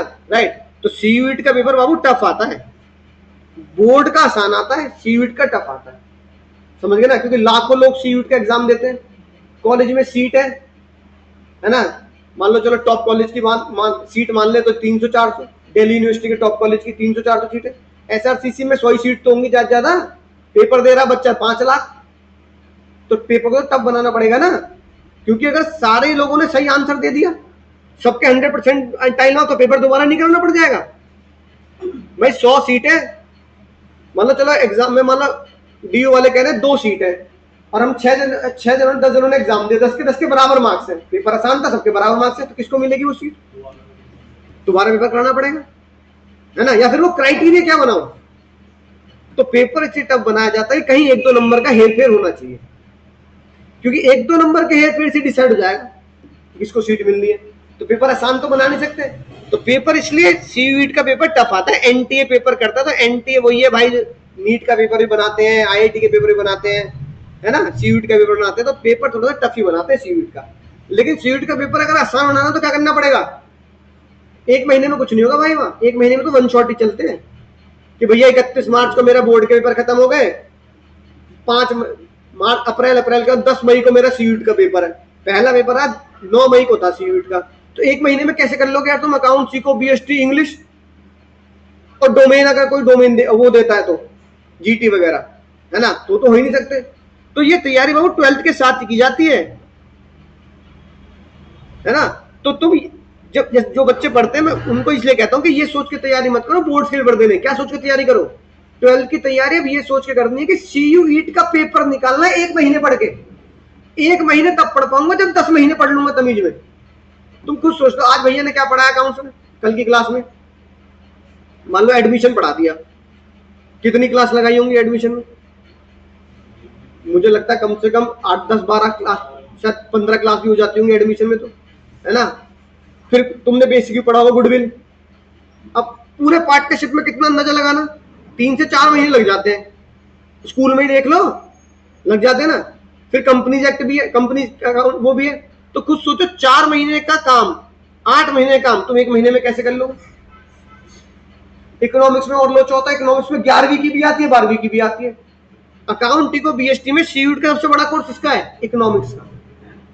बीएसटी 12th में तो बीएसटी और अकाउंट्स में तो 12th का आता है, इकोनॉमिक्स में 11वीं की भी आती है, स्टैट्स भी, माइक्रो इकोनॉमिक्स भी, माइक्रो पढ़ी है ना 11वीं में, पूरी आएगी सीयूईटी में, और मैक्रो आएगी जो तुम 12th में पढ़ते हो, नेशनल इनकम, इंडियन इको। तो अगर 11th की, इसलिए कह रहा हूं तुम्हें, खासकर तुम बच्चों को 11th की अगर माइक्रो नहीं आती ना, तो गर्मियों की छुट्टी में निपटा लेना, वरना सीयूईटी में पास होना मुश्किल हो जाएगा। अगर तुम में से किसी को माइक्रो में डाउट्स है, माइक्रो इकोनॉमी नहीं आती, तो तुमसे पहले 11वीं का बैच चल रहा था ना अतुल सर का, तो उस क्लास में आकर बैठना शुरू कर दो, ठीक है। Demand supply, MU, utility, unit, ये सब चीजें पढ़ना शुरू कर दो फिर से, है कि नहीं बात। क्योंकि एक महीने में माइक्रो फिर से पढ़ना मुश्किल हो जाता है, ठीक है। तो अतुल भैया छोड़ो, दुनिया का कोई टीचर नहीं कर सकता एक महीने में पूरी माइक्रो, और एक महीने पूरी 11th तो पूरी 12th, 2 साल का सिलेबस एक महीने में करना है, ठीक है। तो ये समय व्यर्थ नहीं करना। ऐसी जब हम सीयूईटी के बच्चों को पढ़ाते हैं तो पढ़ने तो आ जाते हैं वो बच्चे, पर भाई एक महीने में 12 चैप्टर नहीं 13 चैप्टर है, एक्स्ट्रा क्वेश्चंस भी है, मतलब 13-14 चैप्टर है सीयूईटी में, तो वो करने मुश्किल हो जाते हैं, इसे साथ साथ पढ़ना है। इसलिए मैं तुम्हें कहता हूँ ये चीट कोड क्या करने हैं, ये चीट कोड बोर्ड के साथ साथ किसके लिए, सीयूईटी के लिए, समझ में ना बात। सर हमारी कॉपी दो, प्लानिंग इंचार्ज, ठीक है, और सर जी रोज देखो सीआईडी, बेंचमार्क, ये सारी चीजें तुम्हारे दिमाग में फिट होनी चाहिए। बोलो समझा की बात, रिवीजन हो गया नहीं हो गया पूरा। अब देखो, अब एक केस स्टडी जो बोर्ड में आती है, वही बाबू केस स्टडी किस में आ सकती है, वही केस स्टडी किस में आ सकती है, सीयूईटी में भी आ सकती है, एमसीक्यू बन के, समझ गए। तो केस बेस्ड क्वेश्चन कैसे आएंगे, जैसे मान लो ये केस आ गया सीयूईटी में, अब वो इसके 5 क्वेश्चन बना देगा, कितने क्वेश्चन बना देगा, 5, और 5 क्वेश्चन के 5 एमसीक्यू बन गए, तुम्हें चूज करना है। बोर्ड में क्या होगा, कहेगा ढूंढो, ठीक है। अब देखो, अब इस केस स्टडी में देखो क्वेश्चन क्या कह रहा है, क्वेश्चन कह रहा है आइडेंटिफाई एंड एक्सप्लेन, ढूंढो और एक्सप्लेन करो 2 टेक्निक, ठीक है। और यहां क्वेश्चन में क्या लिख देगा, by quoting the line, by quoting the line, क्या तुम ढूंढ सकते हो उसमें। अब पहले जो मैंने तुम्हें बताया टाइम स्टडी और सॉरी क्या कहते हैं, जितनी भी केस स्टडी है, क्या कह रहा है वो, टेक्निक कह रहा है, 7 टेक्निक है, तो तुम्हें 7 टेक्निक के क्या पता होने चाहिए, तुम्हारे दिमाग में वो 7 टेक्निक के चीट कोड होने चाहिए, कि भैया आपने जो 7 टेक्निक बताई वो चीट कोड हमें याद है, standardisation, different pieces, harmony not discord, science not rule, इस तरह के चीट कोड हमें याद है, ठीक है। अब इसमें तुम्हें उस चीट कोड से वो आंसर ढूंढना है। अब पता क्या है, संचित क्या करता है, स्वीडन में जॉब कर रहा है, ये सब है कहानी। ये सब बाबू क्या है?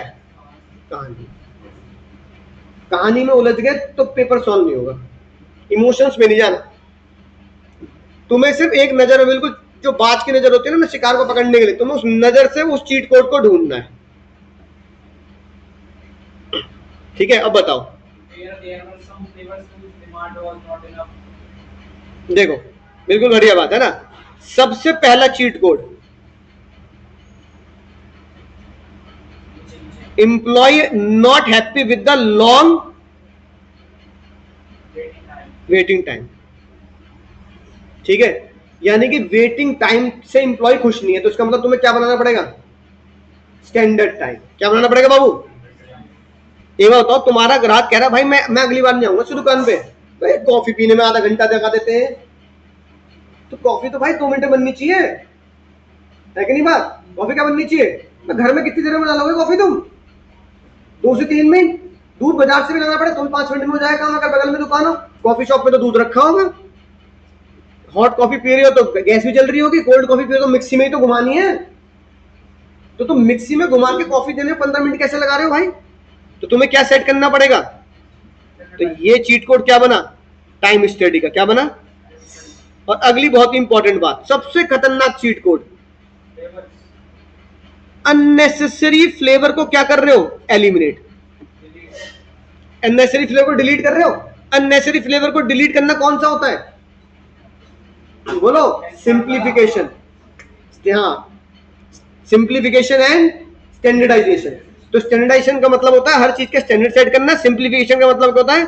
बेकार की चीजों को डिलीट कर देना। बेकार की चीजों क्या कर देना? डिलीट कर देना। अब बताओ कितने, हालांकि इसमें देखो स्टैंडर्ड टाइम तो यहां इन्होंने खुद भी दे रखा है ना। एक और बात दे रखी है, stop the sale of such flavour.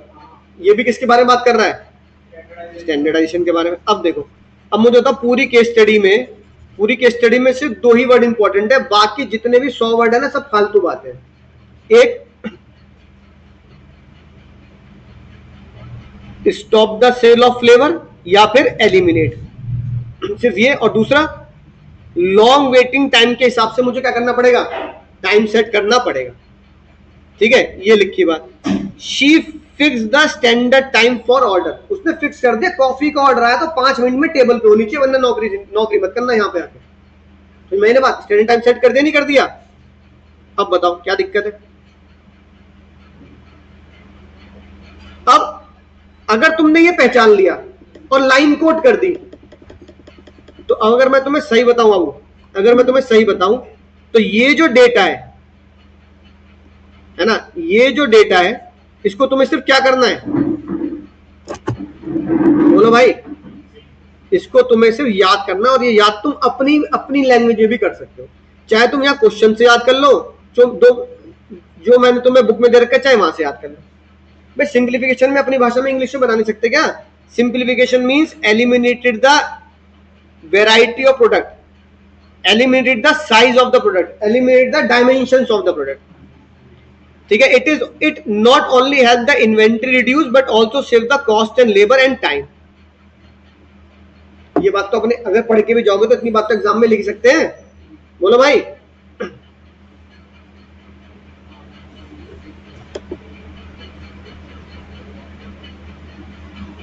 समझ में आया वाला केस? आगे देखो,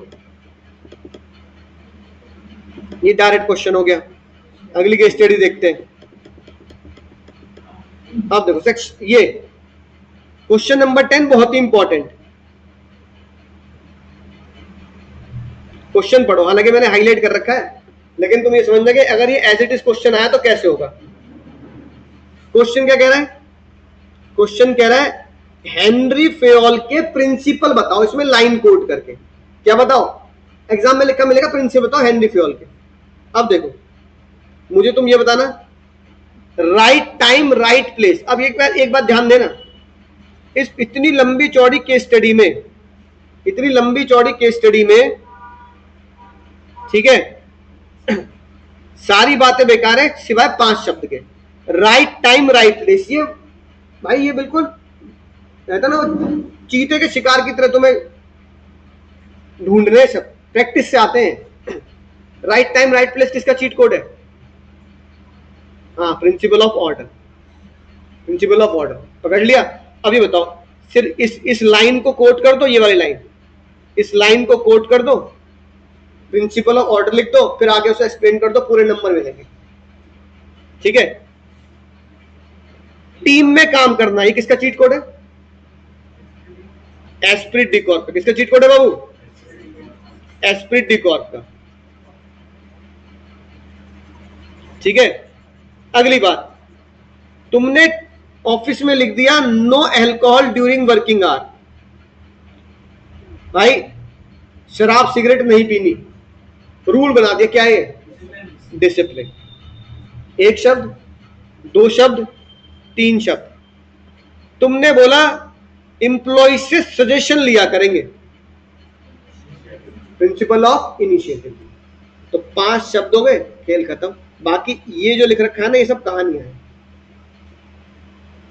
ठीक है, मुझे इस कहानी से कोई मतलब, अगर कहानी पढ़ोगे तो बोर्ड का पेपर भी छूटेगा और सीयूटी का तो छुट्टी जाना है। 1 घंटे का पेपर होगा, 50 क्वेश्चन करने होते हैं, है ना। केस स्टडी पेज भी आते हैं, तो वहां तो बहुत ज्यादा तेजी से क्वेश्चन करना पड़ता है। ठीक है, तो वहां पे गड़बड़ क्या होती है? नेगेटिव मार्किंग होती है। गलत लिखा नेगेटिव मार्किंग, और पेपर छूट भी जाता है।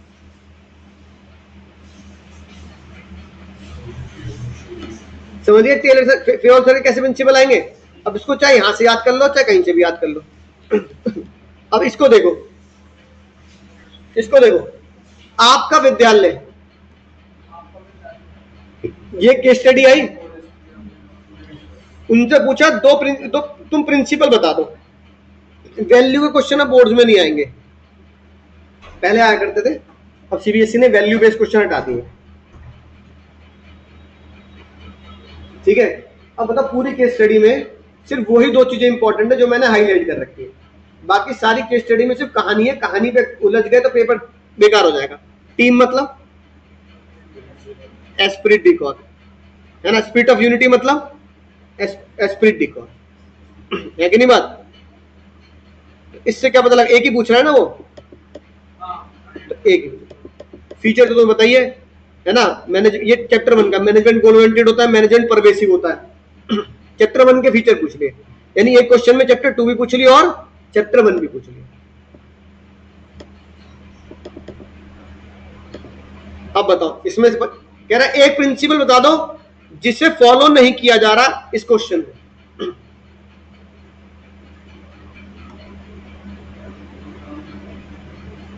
क्या नहीं फॉलो कर रहे? वो बेचारा सलाह दे रहा है, कह रहा है सर मैंने ऐसा प्लान बनाया जब कॉस्ट में आपको मजा आ जाएगा। उससे क्या बोल रहे हो? तू अपनी बात अपने पास है, फालतू मत बोल। इसका मतलब प्रिंसिपल ऑफ इनिशिएटिव नहीं ले रहे ना, प्रिंसिपल ऑफ इनिशिएटिव वायलेट कर रहे हो। एम्प्लॉय की सजेशन को क्या कर रहे हो? सुन नहीं रहे। समझ गए? बाकी कहानी बेकार है।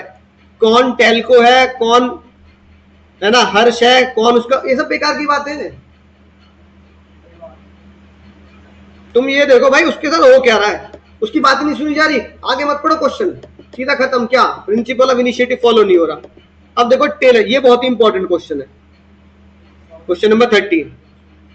ठीक है ना। अब ये बताओ, अभी तुम्हें मैंने बताया, साफ साफ क्वेश्चन में लिखा है, 2014 में क्वेश्चन आया हुआ है, साफ साफ जब 2014 में क्वेश्चन आया तो उसमें लिखा था नो क्लास कंफ्लिक्ट। ये क्लास कंफ्लिक्ट तुमने कहां पढ़ा? देखो यहां बताया मैंने तुम्हें, चीट कोड लिखा गया क्लास कंफ्लिक्ट, ये लिखा, ये रहा बाबू, ये लिखा क्लास कंफ्लिक्ट लिखा है, ये लिखा है share the gain, profit share करो लिखा है, किसके अंदर लिखा है? Harmony not Discord. तो फिर क्यों टाइम वेस्ट करना है? तुम्हें सिर्फ ये इन चीजों को पहचानना है। पहचान ली हेडिंग? अब यार अगर तुम हेडिंग पहचान सकते हो, अगर तुम बाबू हेडिंग पहचान सकते हो, तो सिर्फ एक ही मेहनत रह जाती है, क्या? अंदर का कंटेंट याद करना, अंदर का कंटेंट याद करना। अब तुमने ये पहचान लिया कि क्लास कंफ्लिक्ट या प्रॉफिट शेयर क्या होता है, क्लास कंफ्लिक्ट या प्रॉफिट शेयर क्या होता है? Harmony not Discord. अब तुम्हारे दिमाग में बस ये आना चाहिए कि अब मैं एग्जाम में हार्मनी नॉट डिस्कॉर्ड तो पहचान तो लूंगा, आधे नंबर तो पक्के हो गए, लेकिन अब मुझे क्या करना है, उसको याद, अब मैं लिखूं क्या। भाई तुमने ये पहचान लिया हार्मनी नॉट डिस्कॉर्ड, तो बस थोड़ी सी मेहनत जो मैं नहीं कर सकता तुम ही कर सकते हो, है ना, वो ये कि तुम्हें इसमें याद करने की मेहनत करनी है बस। और सीयूईटी में तो बाबू वो मेहनत भी नहीं करनी, सीयूईटी में तो एमसीक्यू आने हैं ना, सीयूईटी में तो गोला भरना है, क्या हार्मनी नॉट डिस्कॉर्ड, उसमें एक्सप्लेन थोड़ी करना है। तो भाई ये मेहनत जो सीयूईटी की नहीं करनी, बोर्ड की करनी है, थोड़ा याद करना है। कैसे, चाहे यहां से याद कर लो, चाहे किताब को जो मैंने बताया वहां से याद कर लो। टेलर एम्फेसिस, अब जैसे कुछ कुछ कीवर्ड याद कर लेंगे। अब जैसे हमने क्या कीवर्ड याद कर लिया, एम्फेसिस, जोर देते हैं, है ना, टेलर क्या करता है, जोर देता है। Taylor emphasis that there should be complete harmony between the management and the worker, there should be no class conflict. Taylor कहते हैं किसी भी तरह का मतभेद, क्लास कंफ्लिक्ट, ऊंच नीच का भाव नहीं होना चाहिए। मैनेजर वर्सेस वर्कर नहीं होना चाहिए कि मैं अलग हूं तुम अलग हो, ठीक है ना। टेलर ने क्या बोला, टोटल मेंटल रिवोल्यूशन होना चाहिए, वर्कर को पता होना चाहिए उनके बिना हम बेकार हैं, और मैनेजर को पता होना चाहिए वर्कर के बिना हम बेकार हैं, ठीक है ना। यानी कि employer and employ both can not exist without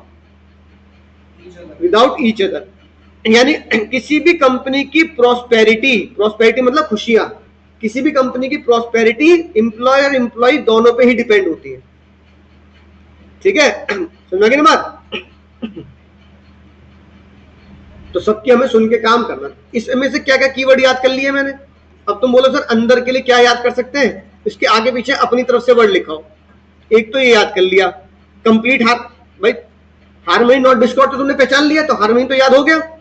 क्या याद कर लिया, क्लास कंफ्लिक्ट भी तुम्हें याद है, तभी तो उससे पहचाना है। क्या याद कर लिया, मैनेजर वर्सेस वर्कर नहीं होना, ये याद कर लिया। लिखने में अच्छा लगता, पढ़ने में अच्छा लगता, मैनेजर वर्सेस वर्कर। क्या याद कर लिया, मेंटल रिवोल्यूशन होना चाहिए। क्या याद कर लिया, दूसरा कीवर्ड याद कर लिया। तीसरा कीवर्ड याद कर लिया, प्रॉस्पेरिटी, चाहे वो वर्कर की प्रॉस्पेरिटी हो चाहे वो कंपनी की प्रॉस्पेरिटी हो, उनकी प्रॉस्पेरिटी समझ गए ना, खुशहाली, उनका जीवन उनकी खुशहाली एक दूसरे पे डिपेंड है। तो ये होता है मेंटल रिवोल्यूशन, एक दूसरे के ऊपर वो जुड़े हुए हैं। कोई भी कंपनी जब तक लंबी नहीं चल सकती जब तक उसके वर्कर खुश ना हो, वाइस वर्सा। कोई भी वर्कर तब तक लंबे नहीं चल सकते जब तक कंपनी खुश ना हो, वाइस वर्सा। समझ गई बात। तो 3 कीवर्ड याद कर लिए, वर्सेस, मेंटल रिवोल्यूशन, प्रॉस्पेरिटी, बस पूरे में से पूरे नंबर मिलेंगे।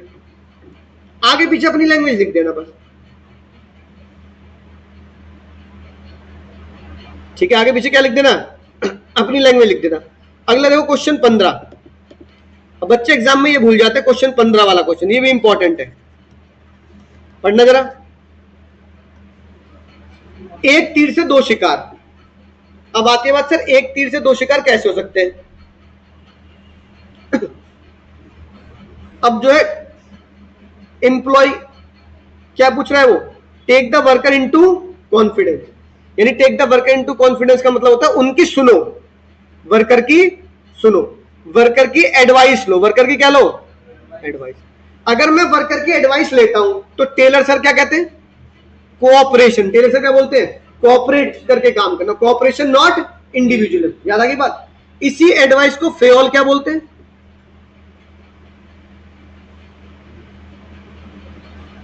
हाँ याद करो, सामने वाले की एडवाइस सुनना फेओल क्या कहते हैं, हाँ प्रिंसिपल ऑफ, अभी ऊपर याद कराया नलायकों।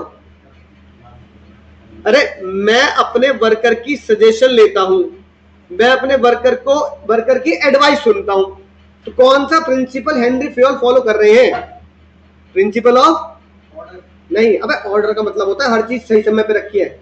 गब्बर की फोटो बन रही है, प्रिंसिपल ऑफ इनिशिएटिव नहीं है, फिर प्रिंसिपल ऑफ इनिशिएटिव। किसी की एडवाइस सुनना फेओल सर के हिसाब से प्रिंसिपल ऑफ इनिशिएटिव, और टेलर सर के हिसाब से कोऑपरेशन नॉट इंडिविजुअलिज्म। हो गया नहीं हो गया, किसी से 2 शिकार। तो ये क्वेश्चन यही कह रहा है, take the worker into confidence में कौन कौन से प्रिंसिपल लग रहे हैं। अगर तुम बात करोगे टेलर सर की, तो टेलर सर में कौन सा प्रिंसिपल लग रहा है, टेलर सर कौन सा प्रिंसिपल लग रहा है, कोऑपरेशन नॉट इंडिविजुअलिज्म, है ना, राइट।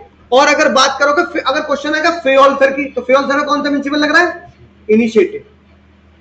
समझ में आई ना बात? फिर इसको चाहे यहां से याद कर लो भाई,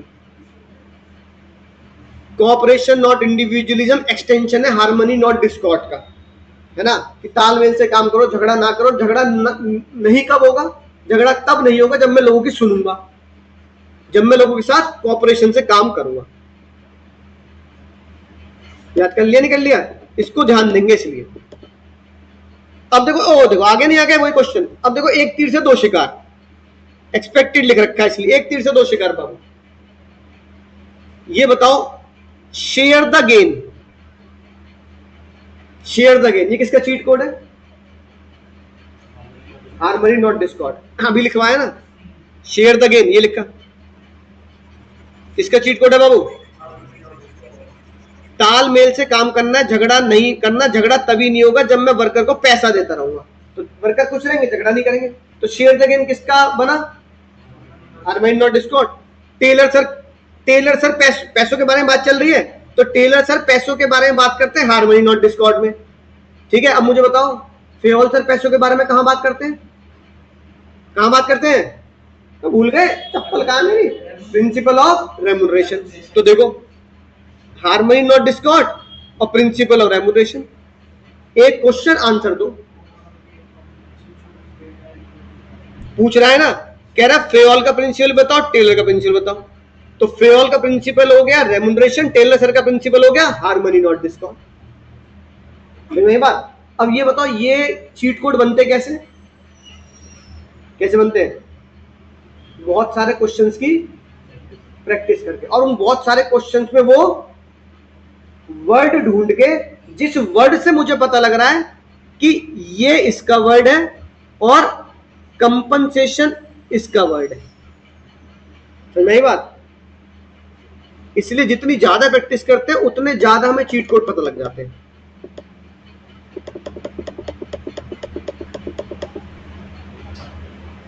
अब ये देखो, मैं तुम्हें वही क्वेश्चन करा रहा हूं जो एक से कितने क्वेश्चन बन रहे हैं? एक से दो। 17 देखना।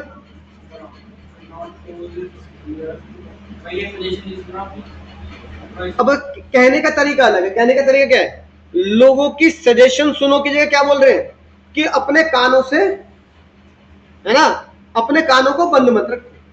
अपने कानों को बंद ना रखो का मतलब क्या है? लोगों की बातें सुनो। अब लोगों की सजेशन सुननी है तो फेओल क्या बोलते हैं? Fayol principle of initiative. Taylor cooperation not individual. Cooperation का मतलब होता है सुनना। इस तरह क्वेश्चन बनते हैं इस तरह के एग्जाम में। ये सिलेक्टेड क्वेश्चन मैंने दे रखे हैं पिछले 20 सालों के। अब देखो, बिल्कुल आसानी से भी एक चीट कोड समझना है। सलमान कह रहा है कि जो लड़कियां होती है ना, लड़कियां टास्क को हैंडल नहीं कर पाएंगी आसानी से। कौन सा प्रिंसिपल फॉलो नहीं हो रहा? इक्विटी। लड़के कर लेंगे, लड़की क्यों नहीं कर पाएंगे भाई? तो क्या होगा? इक्विटी फॉलो नहीं हो रहा। सिंपल। बाकी कहानी बेकार है।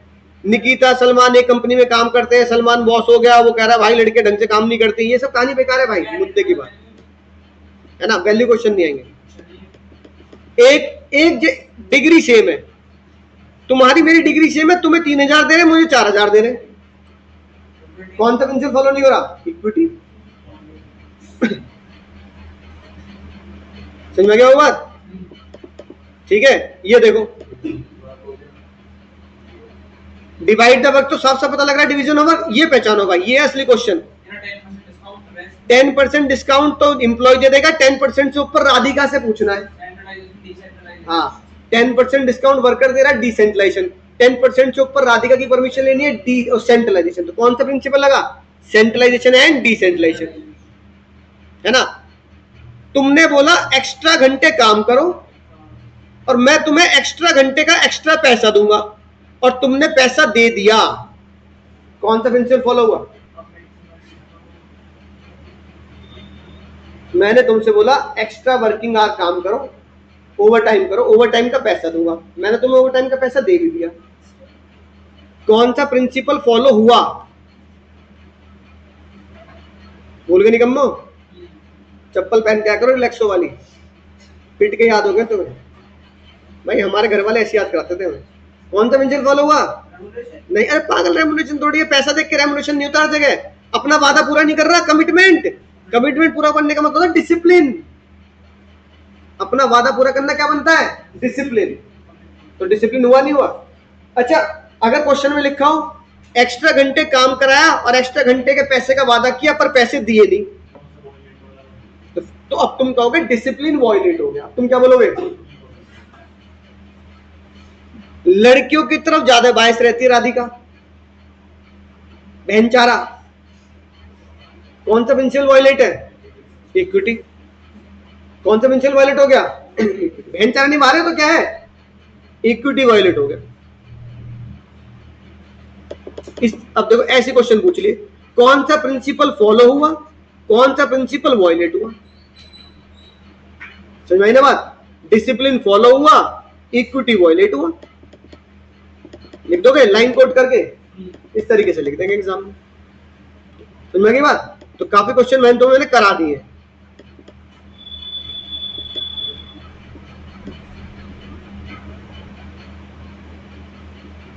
है ना? कई बार डिफरेंस का क्वेश्चन पूछते कि पहले प्रिंसिपल पहचानो फिर उसका डिफरेंस लिखो। अब जैसे इस प्रिंसिपल को देखो, इस क्वेश्चन को देखो,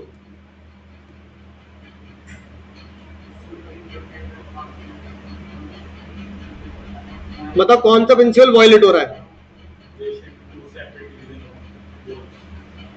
नहीं। और राजवीर को कौन सा प्रिंसिपल लगाना चाहिए? पहले मतलब कौन सा वॉयलेट हो रहा है?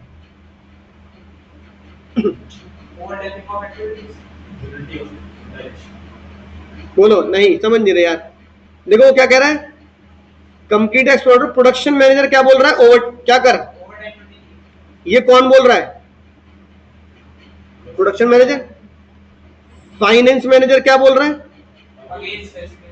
ओवर टाइम नहीं करना भाई, घर परिवार भी तो है। किसकी सुने वो? प्रोडक्शन मैनेजर की, फाइनेंस मैनेजर की? किसी भी नहीं सुन सकता, दोनों डांटेंगे। तो कौन सा प्रिंसिपल वॉयलेट हो रहा है? Unity of command. दो बॉस आ रहे हैं ना उसके सर पे, है ना? अब मैंने तुम्हें क्या बताया, स्कूटी का डिपार्टमेंट अलग रखो और कार का डिपार्टमेंट अलग रखो। होंडा स्कूटी अलग है, होंडा सिटी कार अलग है, एक्टिवा का डिपार्टमेंट अलग, होंडा सिटी का डिपार्टमेंट अलग। कौन सा प्रिंसिपल होता है? Unity of direction. समझ गए? तो दो बॉस दिख रहे हैं तो इसका मतलब यूनिटी ऑफ कमांड फॉलो नहीं कर रहा, और दो डिपार्टमेंट अलग अलग चल रहे हैं कि कंपनी के, इसका मतलब यूनिटी ऑफ डायरेक्शन फॉलो हो रही है। अब पता क्या कह रहा है इन दोनों का पहचान के इनका डिफरेंस भी लिखो। तो कई बार क्वेश्चन क्या हो जाता है बाबू, डिफरेंस पे भी क्वेश्चन आ जाता है, डिफरेंस पे भी क्वेश्चन आ जाता है। इन दोनों को पहचान लिया, फिर यहां लिख दिया इनका डिफरेंस। Meaning, M, implication.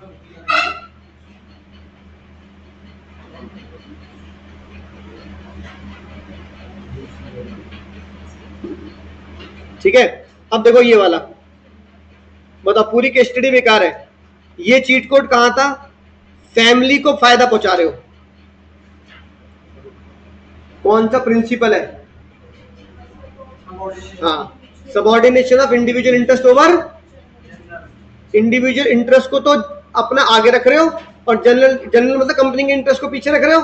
बल्कि करना क्या है, अपने इंटरेस्ट को नीचे रखना है और कंपनी के इंटरेस्ट को ऊपर रखना है। फैमिली को बेनिफिट हो गया, subordination of individual interest violet. Formal chain बोलो, ये तो बहुत आसान है। फॉर्मल चेन में फॉलो करना है स्केलर चेन। स्केलर चेन का डायग्राम बना देंगे, स्केलर चेन का डायग्राम बना देंगे ऐसे, और गैंग प्लैंग लिख देंगे। डायरेक्ट कम्युनिकेशन करना है। समझ में आ गई बात? ठीक है। अच्छा, ये चीट कोड भी याद रखना, शायद उसमें लिखा नहीं है। Employee turnover. इंप्लॉय टर्नओवर का मतलब होता है कंपनी को इंप्लॉय के द्वारा जल्दी जल्दी छोड़ के जाना, जल्दी जल्दी रिजाइन देना। इंप्लॉय आया 2 महीने बाद रिजाइन दे दिया, भाई मैं जा रहा हूं, मेरी बस की नहीं तुम्हारा काम करना।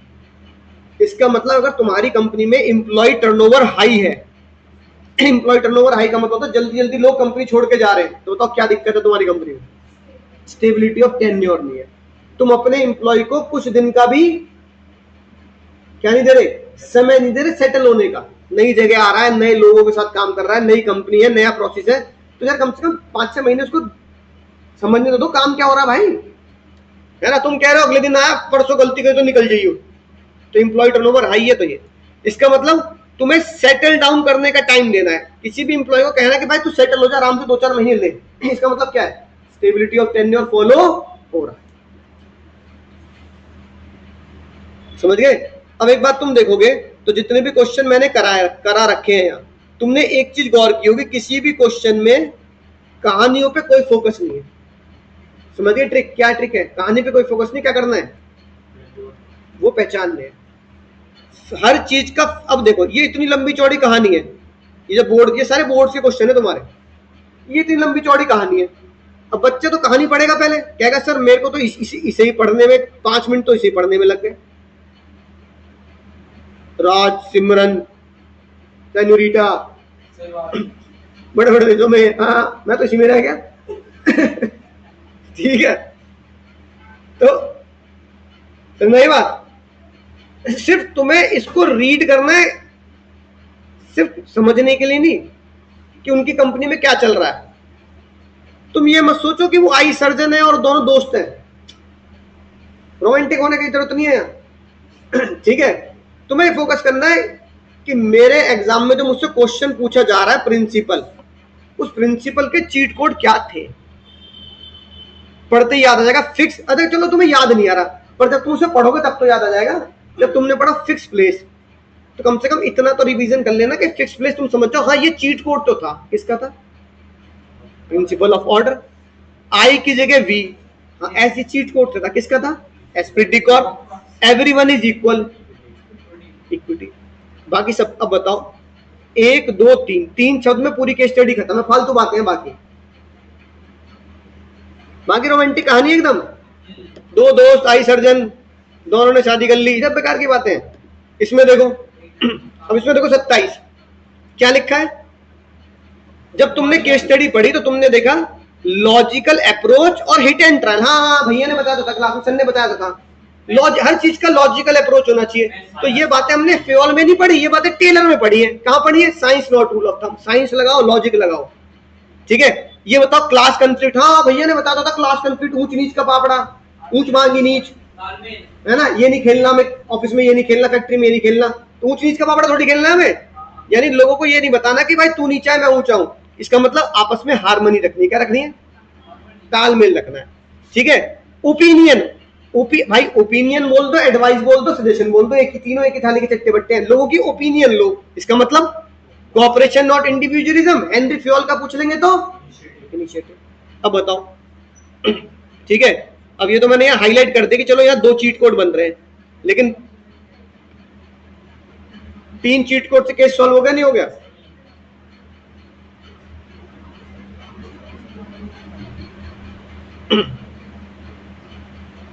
अब देखो, अगर तुम क्वेश्चन 29 देखो तो सिंपल सी बात है, चीट कोड क्या है, लेस एफिशिएंट वर्कर को कम पैसा देना है और इंसेंटिव देने हैं जो ज्यादा एफिशिएंट होगा। ये कहां पढ़ा है तुमने, टेलर सर का डिफरेंट फीचर। तुम्हें ये भी सोचने की जरूरत नहीं कि हेनरी फ्योल है या टेलर है, तुम्हें खुद पता होना चाहिए कि ये वर्ड हमने कहां पढ़े हैं, या तो हेनरी फ्योल में पढ़े हैं या फिर टेलर में पढ़े। एक बार, अच्छा वहां उतारना है, हाँ ठीक है अम्मा, यहाँ पे रास्ते में, कहाँ पे, सेठ मुगल लाल पे, ठीक है ठीक है ठीक है भाई, समझ गए। इस चीट कोड से हमें ये पता लगा, लगभग देखो सारे मैंने तुम्हें करा दिए, है ना, पूरा तुम्हें सेटअप समझा दिया, लगभग सारे चीट कोड, सारे केस स्टडी मैंने करा दी, 30-35 केस स्टडी है, ये सब मैंने तुम्हें करा दिया। बाकी है ना, और भी PYQ है, वो मैंने ग्रुप में भेज देता हूँ, एक्स्ट्रा क्वेश्चन, वो एक्स्ट्रा क्वेश्चन PDF से भी करा दिए। तो बात समझ आ गई।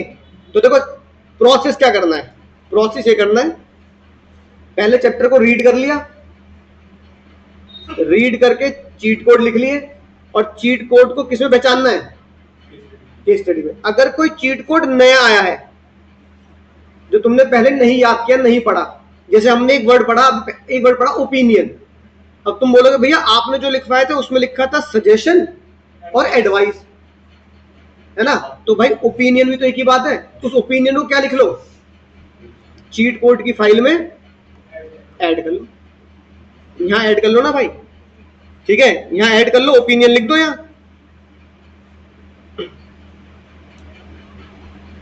बोलो समझ आ गई बात?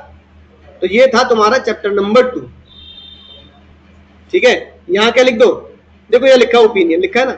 ओपिनियन के साथ क्या लिख दो, यहां एडवाइस लिख दो, सजेशन लिख दो, ठीक है? तो पहले क्या करना है दीदी, पहले क्या करना है, पहले चैप्टर को पढ़ना है, ठीक है? पहले चैप्टर को पढ़ के ये समझना है कि वो है क्या। अब देखो सीधा अगर मैं तुम्हें कह दूं हिट एंड ट्रायल, तुम्हें समझ में नहीं आएगा ना।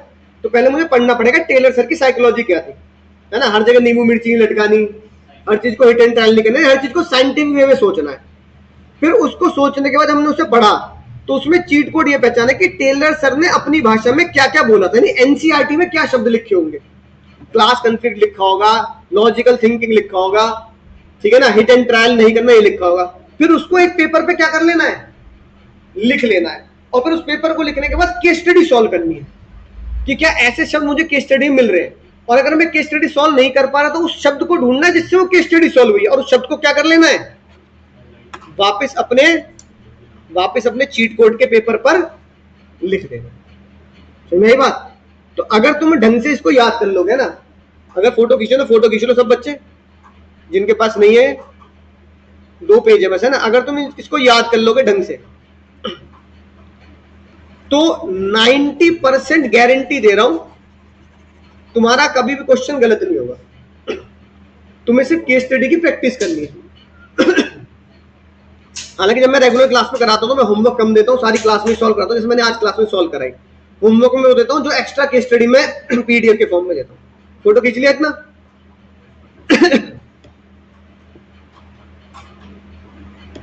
इसको कॉपी में लिख लेंगे बाबू, है ना? घर में जाके इसको कॉपी में लिखना है।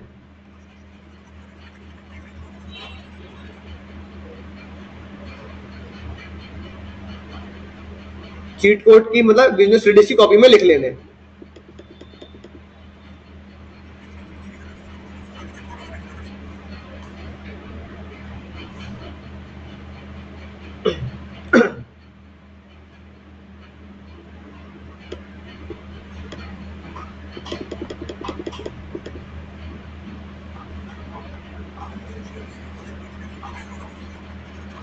जो एक्स्ट्रा बने होंगे उसमें यहाँ ऐड करते जाएंगे, जो हमने केस स्टडी में निकाल लिया उसको साथ साथ ऐड करते जाओ।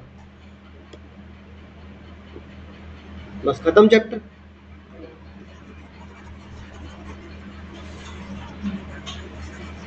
ठीक है सर जी, रोज देखो सीआईडी, इसका चीट कोड है, सर हमारी कॉपी दो, ये प्रिंसिपल का चीट कोड है। सर जी करते हैं, बोलो, सर जी करते हैं प्रोडक्शन और सीआईडी करती है प्लानिंग। समझ गए ना? खत्म। ठीक है, इस तरीके से तुम्हारे पास जो भी बुक हो इस तरीके से केस स्टडी की प्रैक्टिस करनी है। ठीक है दोस्तों, चलो बेटा, tata bye bye, take care.